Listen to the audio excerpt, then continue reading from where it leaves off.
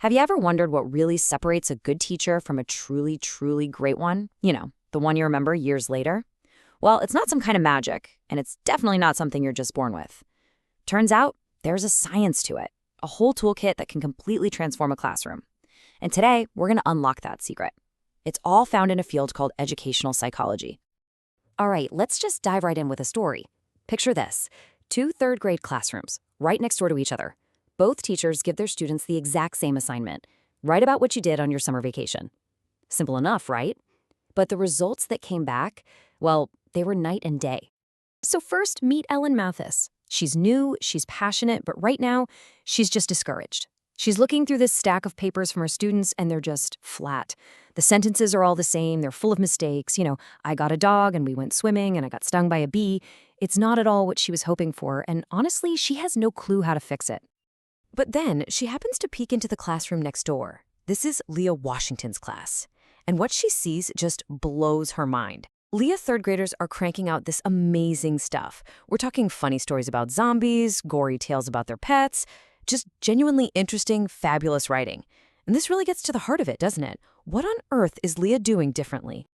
Ellen is totally stumped. She's thinking, what workshops did Leah go to? What special materials is she using? She's looking for some kind of secret technique. But the answer, it turns out, is hiding in plain sight. It's not a secret at all. It's a specific set of skills that any teacher can learn. So when Ellen finally asks Leah, how? How do you get your students to write so well? Leah's answer is the key to this whole thing.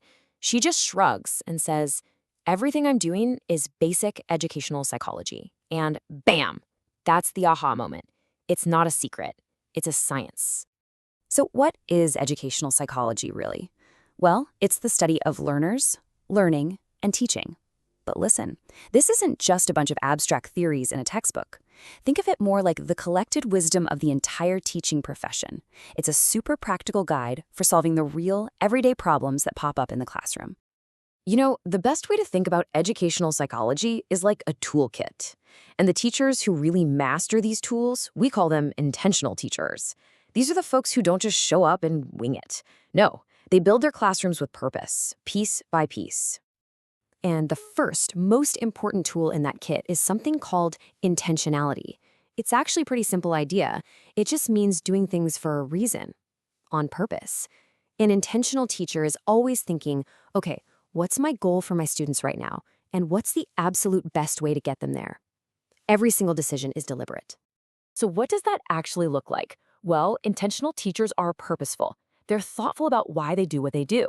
They're flexible. If one approach isn't working, they don't just keep banging their head against the wall, they adapt. They're always reflecting on what's working and what isn't. And this is huge. They're knowledgeable about the research, so their decisions are based on what's been proven to work. And let me tell you, the stakes here are way higher than you might think.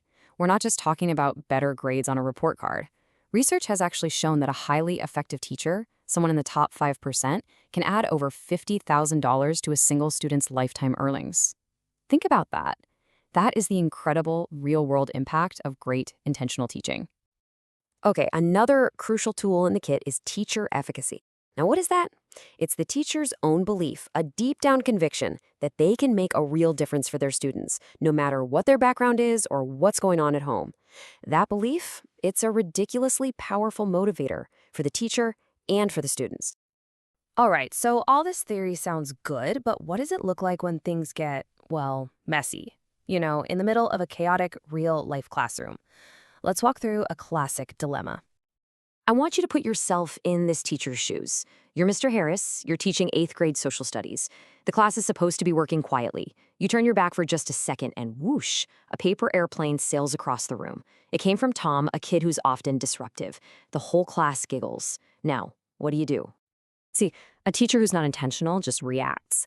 But an intentional teacher, they pause and they think. Do you reprimand Tom? Well, that's a form of punishment. Do you just ignore it? Maybe he's just doing it for attention, and if you ignore him, you take away his reward. Do you send him to the office? That's a bigger punishment for sure, but he also misses out on learning.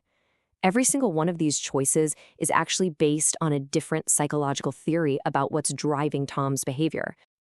So what's the single right answer? Here's the thing, there isn't one.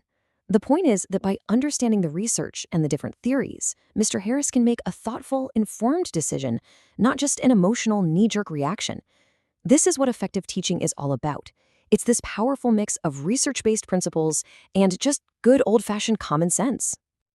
Okay, so this brings us to the most important question of all. We've seen what an intentional teacher is. We've seen why it matters so much. So how do you actually become one? Well, it really boils down to just a few key practices. It's really a three-step cycle. First, you have to be a lifelong learner. Become an intelligent consumer of educational research so you actually know what works. Second, you have to teach intentionally. You take that knowledge, you apply it thoughtfully in your classroom, and you reflect on the results. And third, and this is so important, you share your experiences. Talk to your colleagues, collaborate, learn from each other. Teaching is a team sport. When you think back to the beginning, the difference between Ellen's struggling classroom and Leah's thriving one, it wasn't raw talent, it was intentionality. Great teachers are not born, they are made. They are built deliberately through this process of learning, applying, and reflecting. So the real question, the one I want to leave you with, is for anyone who teaches or leads in any capacity, what kind of teacher will you choose to be?